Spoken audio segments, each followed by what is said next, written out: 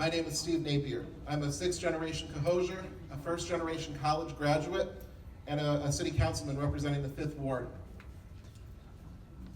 In my capacity as a councilman, I have interacted extensively with every department in the city. That has truly prepared me to step into the role of mayor with the experience to lead on day one. And on day one, I will pass sweeping ethics reform,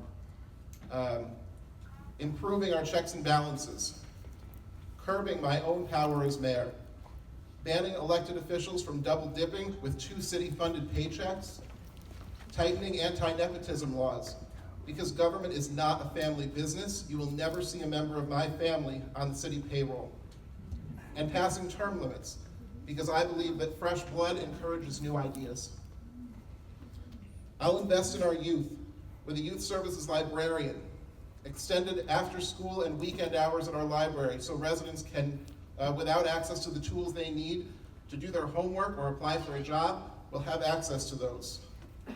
And I'll partner with the school district to bring city-sponsored college prep or trade transition programs to our high school students. I'll implement a self-sustaining program to repair our sidewalks. See page 7 of the Napier Plan. I'll address the underlying issues behind staffing shortages in our firehouses, and I'll correct the out-of-whack pickup schedules that often lead to lawn bags rotting on the curb. And I'll implement a block-by-block program. I'll tell you about that later on. Thank you again, and I look forward to the conversation. Thank you. The elephant in the room, which has really not been scratched yet, is what's been happening with the mayor here. He's been under a cloud for more than a year now with allegations of abuse. If you read the Times-Union, you've seen it far too often probably in the paper. No charges came from those allegations, as you know. However, the mayor is currently under federal charges relating to the alleged misappropriation of campaign funds. Now, the outcome of that's not known. He has not had his day in court. He has not had a chance to defend himself. And of course, we are all innocent until proven guilty. But the question I'm asking of all the candidates, including the mayor, is why, with all of this dark cloud and now this federal trial coming up, why wouldn't voters just look at this as maybe a time for change, anyone but the mayor who's currently in the seat, to remove that cloud over the city and move on? But on the flip side of that coin, if he's found not guilty, why is he not entitled to run and win and continue running the city? I think that if I were the mayor today and I were under indictment for 7 federal charges, given the negative attention that it brings to the city and the way that it would negatively impact people who might look to Cohoes to bring investment dollars, whether that be development dollars or grant dollars, I would step aside for the good of the city. Well, are you worried about dividing the vote and therefore not moving Sean Morse out of that seat? So no, I'm not. 4 years ago, I ran for common council in a 3-way race, and supporters of the other candidates on both sides of me told me that I was going to be the spoiler in that race, and I won that race with 51% of the vote. I believe that you bring your message, a hopeful message of what you want to accomplish to the people, and let them decide, and that's exactly what I'm doing. Okay. Answering this question by rejecting the premise of it. The idea that Cohoes is getting record amounts of investment is not correct. I'm proud of the things that have happened in the city since I've been on the Common Council, but I just want to give you some numbers. Whenever anyone builds or makes an improvement in the city of Cohoes, they have to pay 1% of that cost as a building permit, so you can pretty easily track what the number of dollars is. For $75 million in investment, we should see $750,000 in building permits from the time we took office until today. That number is actually, for the first 3 years, $487,976.36. So it's quite a ways off of that number. So, in addition to that, in the previous 3 years, it was $621,824.67. So it's actually a 22% drop off since the mayor has taken office. As far as the grant money goes, regionally, Finish your thought. Regional Economic Development grant dollars coming from the Regional Economic Development Grant Council. 2017, those dollars totaled $1.7 million. In 2018, they dropped to $79,000. That's by far the lowest that Cohoes has ever received.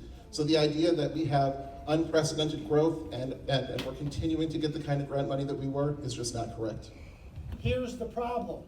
The judicial system, the system of being an American, when you give them a ticket and they can postpone it with lawyers for 2 and 3 years.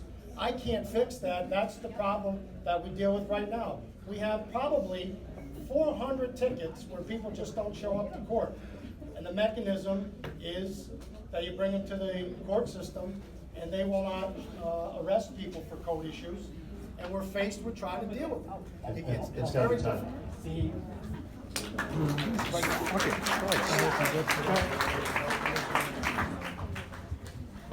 I absolutely agree that it's a problem when people can just keep kicking the can down the road for their trial.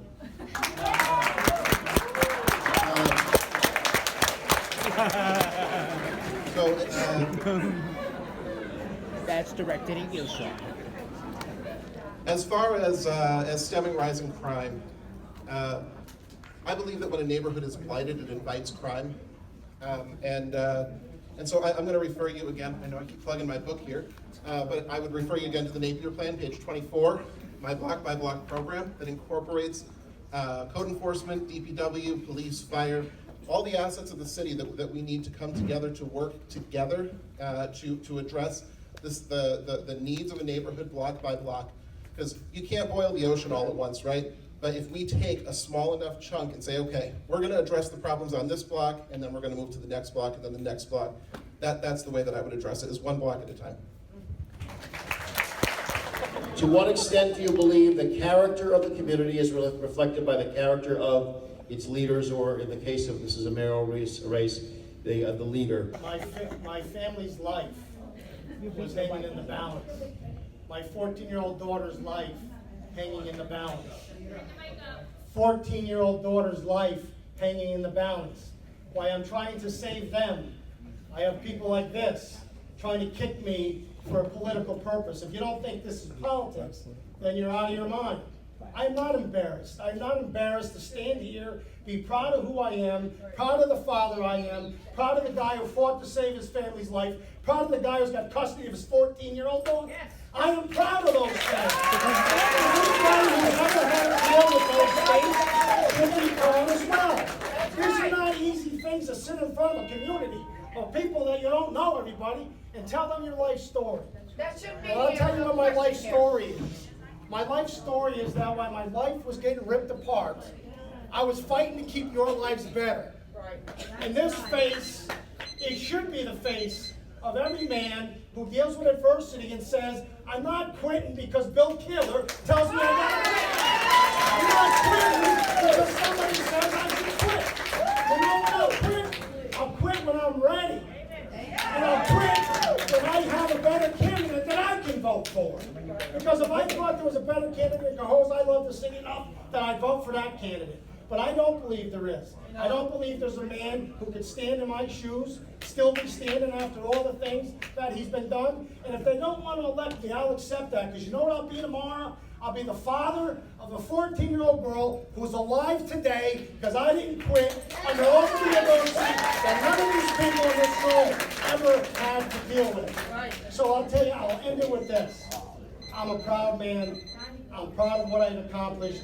I'm proud of everything that I've done. Most importantly, I'm proud of my daughter. Because you know what? The world is not easy today.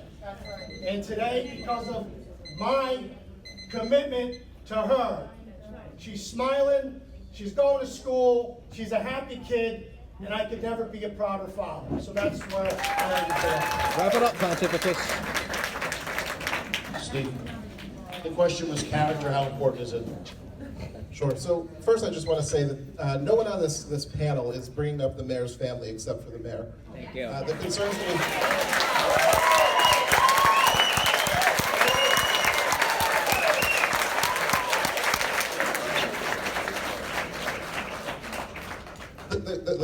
the legal issues are 7 felony indictments in federal court.